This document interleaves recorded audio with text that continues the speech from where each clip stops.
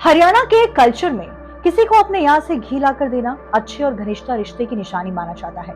कह सकते हैं कि एक बार किसी का घी खा लिया तो आप पर उसके घी का कर्ज चढ़ गया समझो। आज के इस वीडियो में हम उस हरियाणवी मुख्यमंत्री के बारे में जानेंगे जो रिश्वत के तौर पर घी के पीपे भिजवाते थे। 3 बार 1979, 1982 और 1991 में हरियाणा के मुख्यमंत्री रहे चौधरी भजनलाल बिश्नोई भारतीय राजनीति में एक महत्वपूर्ण व्यक्ति और पर्यावरण संरक्षण के रूप में प्रसिद्ध है। भजनलाल बिश्नोई का जन्म पंजाब के बहावलपुर के कोरनवली कस्बे में बिश्नोई परिवार में हुआ था। बहावलपुर अब पंजाब का हिस्सा है। उन्होंने 1987 में बिश्नोई रत्न की उपाधि से सम्मानित भी किया गया था। भजनलाल ने अपने राजनीतिक करियर की शुरुआत आदमपुर ग्राम पंचायत में एक पंच के रूप में की और बाद में सरपंच बने। लेकिन क्या आप जानते हैं कि भजनलाल विधायक बचाने के लिए बंदूक रखते थे और मुस्लिम बनने पर बेटे को पार्टी से निकाला था। 6 अक्टूबर 1930 को भजनलाल का जन्म हुआ था। बाद में वो हिसार आकर बसे थे। उनके बचपन के बारे में कहा जाता है कि वो गांव से पैदल आदमपुर की मंडी में घूमने जाते थे, घी बेचा करते थे। मंडी के एक दुकानदार ने भजनलाल की कुशलता को भांप लिया और उनको अपनी दुकानदारी में हिस्सेदारी पर रख लिया। आगे चलकर इसी कुशलता कदम पर भजनलाल ने विधायक जुटाए और अपनी सरकार बनाई। एक इंटरव्यू में भजनलाल के करीबी रामेश्वर दास ने बताया कि पंचायती स्तर से शुरू कर वो 8 साल के राजनीतिक सफर में ही मुख्यमंत्री बन गए थे। आगे चलकर 1977 में जनता पार्टी में शामिल होने के लिए भजनलाल ने मोरारजी देसाई के घर 18 किलो घी के 3 पीपे भिजवाए थे। बता दें कि 1968 में भजनलाल आदमपुर सीट से पहली बार विधायक बने। 2 साल बाद यानी 1970 में मुख्यमंत्री बंसीलाल ने भजनलाल को कृषि मंत्री बनाया। इसके बाद 1972 में दोबारा विधायक चुने जाने के बाद भजनलाल फिर कृषि मंत्री बने।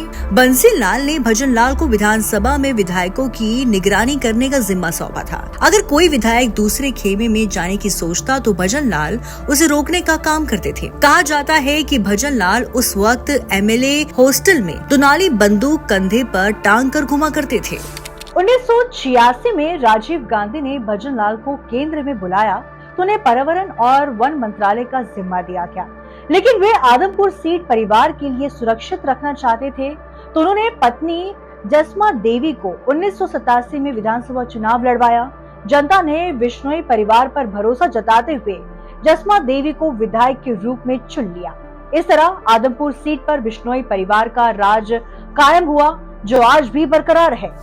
भजनलाल को 2 बेटे और 1 बेटी हुई। बड़ा बेटा चंद्रमोहन, छोटा बेटा कुलदीप और बेटी रोशनी। 1993 में एक विधायक पुरुष भान के निधन के बाद पंचकुला जिले की कालका सीट खाली हो गई। इस सीट पर उपचुनाव जीतकर चंद्रमोहन ने राजनीतिक पारी शुरू की। बड़े बेटे को राजनीति में उतारने के बाद भजनलाल छोटे बेटे को भी राजनीति में लेकर आए। लेकिन साल 2008 में भजनलाल के बड़े बेटे और हरियाणा के डिप्टी सीएम चंद्रमोहन अनुराधा बाली को दिल दे बैठे। अनुराधा बाली एक नामी वकील थी और हरियाणा की असिस्टेंट एडवोकेट जनरल रह चुकी थी। दोनों शादी करना चाहते थे लेकिन दिक्कत ये थी कि चंद्रमोहन पहले से शादीशुदा थे जबकि अनुराधा का उनके पति से तलाक हो चुका था। 7 दिसंबर 2008 चंद्रमोहन और अनुराधा दोनों मीडिया के सामने आए। चंद्रमोहन चांद मोहम्मद बन चुके थे और अनुराधा बाली फिजा हो गई थी। दोनों ने इस्लाम कबूल कर शादी कर ली थी।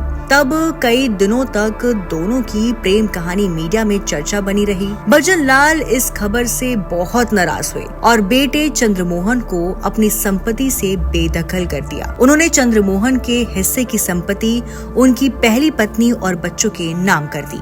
2009 में चौधरी भजनलाल ने अपनी पार्टी हजका से हिसार सीट पर लोकसभा चुनाव लड़ा। यह उनका आखिरी चुनाव था। उन्होंने संपत सिंह को 6000 वोटों से हराया। चौधरी भजनलाल बिश्नोई भारतीय राजनीति के एक महान नेता थे जिन्होंने अपने जीवन काल में देश के लिए अनेक महत्वपूर्ण कार्य किए।